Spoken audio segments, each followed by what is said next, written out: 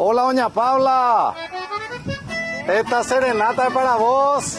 Muchísimas gracias. ¿Qué tal? ¿Cómo andamos? Todo bien. ¿Tranquilo, pa?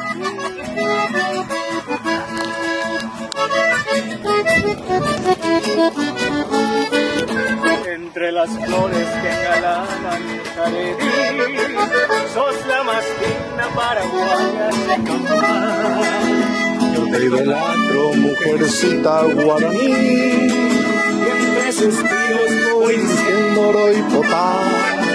Por eso quiero pregonar en mi cantar toda la dicha que me brinda vivir. Hoy más que nunca sueño ser tu compañero y vivir siempre a tu lado para cuidarte a mi corazón. De tu boca deliciosa libaré a dulce miel, al clamar tus labios se conenbaré. Formaremos nuestro nido y serás tú la mujer, compañera buena, dueña de todo mi ser. Que sea señores.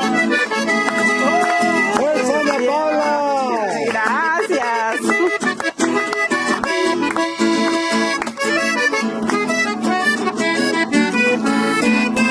Y si mañana llegan los rayos del sol, a nuestra dicha con su luna reflejar, con mi guitarra cantaremos al amor, y a los que sufren para mitigar su mar. No habrá tristeza alrededor de nuestro hogar, tú siempre alegre y dichoso te diré.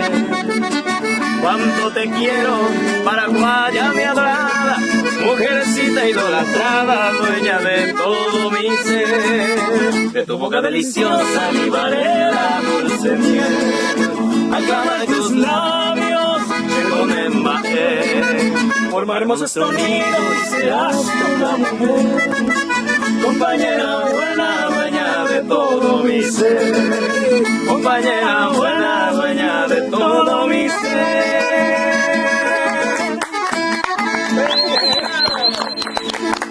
Muchísimas gracias. ¿Cómo te va, doña Paula? Y muy bien, ¿Tranquilo, pa? tranquilito.